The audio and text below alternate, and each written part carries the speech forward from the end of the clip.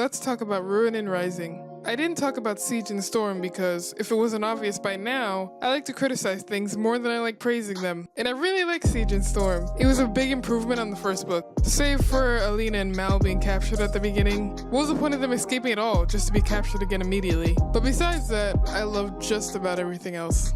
I'm not one to nitpick, I like focusing on the big problems, the kind that break a story. Ruin and Rising was a lot like the first book. I liked the beginning, I loved the middle. I did not like the end. The dialogue was the best part of the book. The banter between Alina and Mal, Alina and Nikolai, and even Nikolai and Bagra always made me smile. I even reread a lot of the conversations just because of how good they were.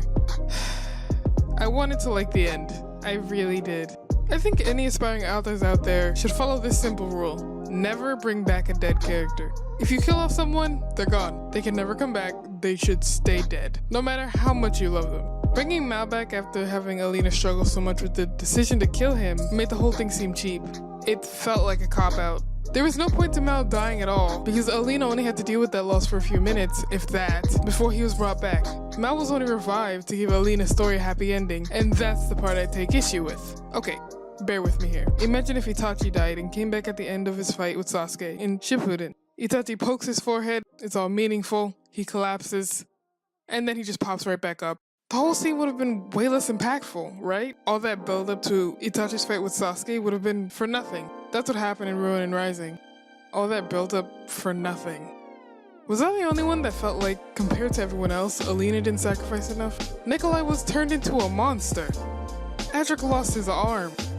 Bagra threw herself off a mountain, and Mal died, and Alina is sad over not being a Grisha anymore. You can't even make the argument that she lost being the Sun Summoner, because she chose to lose that title. She was the one who decided that everyone should think she died in battle, no one else. You can't lose something that you willingly gave up. She was stuck unable to summon light for months while she was trapped underground, but gave up her title in her old life within minutes of finding out she couldn't summon light. What made her think that losing her powers this time was more permanent than last time? There's nothing to indicate that it was different than when she thought she lost her powers the first time. So let's backtrack a bit.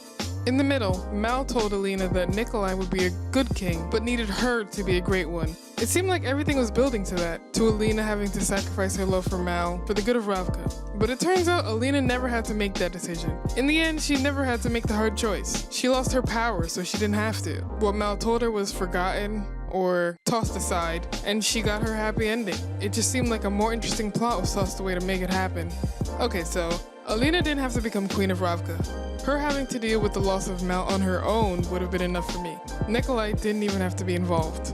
It's just her having to deal with something, having to overcome something, would have been enough.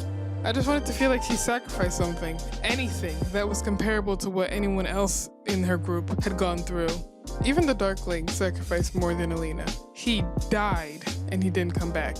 If we got to see how she felt about being a nobody again, how she coped being at this high status that people admired and treated her as a saint, to going back to this orphan girl from Karazmin who nobody really cared about, or if we even saw how the loss of her powers affected her.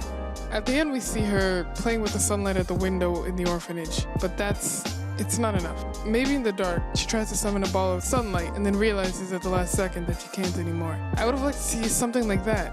We didn't see any of that. We saw Alina get her happy ending. And at the end of the day, I gave this book a 7 out of 10. I know it's like, my ratings are weird, right? But that's a C. That's how I think of it. If you were in school, right, anything below a C is basically a failing grade. So if I rate something a 6 out of 10 or lower, the book is probably not worth your time. Sorry to be harsh, but that's just the truth. So giving a book a 7 out of 10, that's giving it a C rating. Or at least that's how I look at it. There are very few books that I would ever give a 9 out of 10 rating. So it's an A. It's like a top tier book. That's all I wanted to say on that. See you guys next time. Later.